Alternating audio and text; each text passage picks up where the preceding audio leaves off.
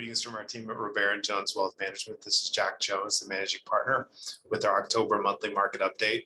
Before we begin, I want to thank our valued clients for the trust and confidence that you place in us.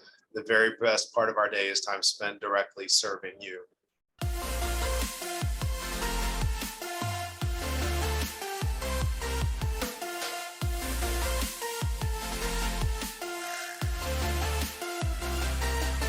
So before we begin, I want to wish the best of luck to our own Houston Astros, who will begin their playoff run this week. We also hope that you'll be joining us here in a couple of weeks for our October quarterly investment forum. We expect to have over 100 in attendance. There's still a few spots left, so if you haven't already registered for you and your guests, please feel free to do so. We'll be unpacking these and a lot of other items. So there's a lot to cover. We'll jump right into it and kind of first deal with kind of where we are from an emotion and psychology standpoint. We've talked about this a lot before, that at the top of markets, when feelings about everything are euphoric, you're at the point of maximum danger or financial risk. And the point where we are now after a steep decline in markets, you're anywhere in these areas is the point of maximum financial opportunity, but neither feel like it at the time. So one of the ironic kind of points about investing, again, is that you're at the most risk at the top of markets when you're feeling great, and there's the most opportunity at the bottom of markets when you're feeling terrible.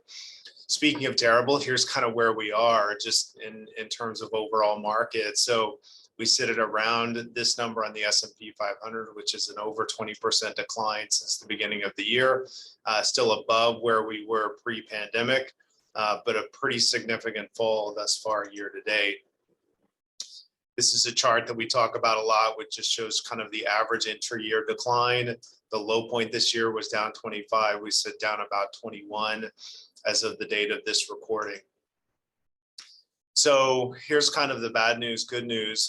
Worst start to a year for bonds and the fourth worst for stocks. So that's what it is. Kind of what does that mean on a forward basis? So on the bond side, on average, you get a 9.3% next 12 months.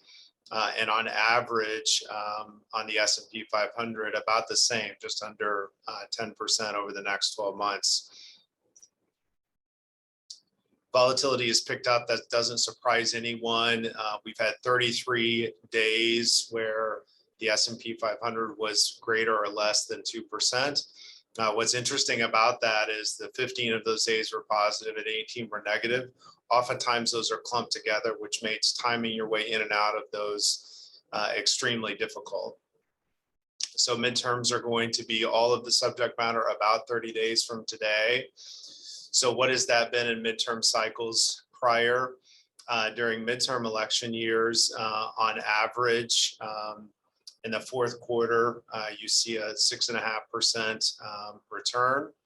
And this is kind of what that looks like month over month. So you never know if these historical trends are outweighed by current events, but overall midterm election years are good for the last quarter of the year. And this is an interesting note from the Wall Street Journal about a week ago, that as we look at the end of October, during a midterm to the end of October the year after, the S&P 500 has moved higher every year in a midterm since 1942, with the average being roughly 15%. So we're clearly in an economic slowdown. Just to kind of talk about what that means historically. On average, when we're in expansion mode, the average expansion lasts about 5 years. The average recession lasts about a year. In terms of economic contraction or recession, these are the official reads of the first and second quarter, -1.6 and -0.6.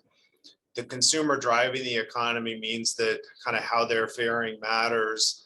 And while you saw a significant amount of cash accumulation during the pandemic, you're starting to see that draw down. So that's something to keep an eye on. And with all things on interest rate related on debt, you're seeing that debt service ratio tick up a bit as well.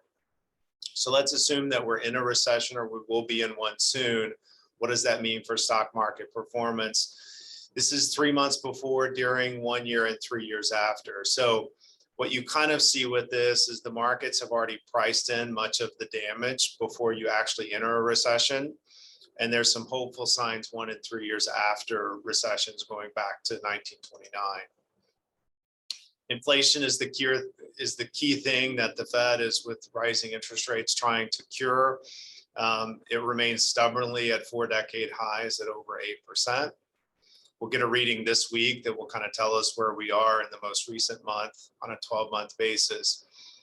This is a look at the stock market performance over 12 months after inflation peaks. So assuming 9/1 was a peak, what would that look like over prior peaks? And you'll see that the average return, stocks and bonds, are both pretty positive over the next 12 months after inflation peaks going back to 1926. So the jobs report was interesting, pretty good jobs numbers, but what that meant, in kind of a good news is bad news scenario, is the Fed is most likely to continue to raise interest rates. And so the market sold off on Friday because of this news. Overall unemployment at 3.5%, 5%, year on year hourly pay. So again, overall a pretty good jobs number. But again, in a good news but is bad news environment, it probably means the Fed will continue to raise rates more aggressively than the market wants. And this is kind of a summary of a headline on Friday that speaks to that. The labor market being too hot, and the expectations are another 75 basis point hike in November at this point. So we rebalanced most recently last month in September. And those themes that we've continued to own throughout the year is an elevated level of cash, more US versus the rest of the world, shorter duration on our bonds or fixed income allocation, continue to own energy as a hedge. So a lot of those themes remain. We'll likely be rebalancing in a few weeks as well. We'll send trade notes out in advance of that.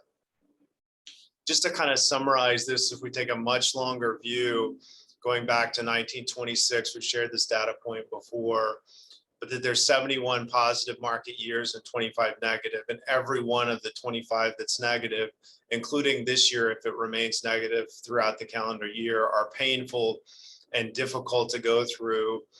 But it's important to look at history, and we see that almost 3 out of every 4 years the market's up, and when the market's up, on average 21 versus down 13. So with that in mind, we'll close. Again, we thank you for the trust and confidence that you place in us. Please leave no question unanswered. Please contact us if you have any questions. Until we see you again, hopefully at our forum in a couple of weeks, be well and take care.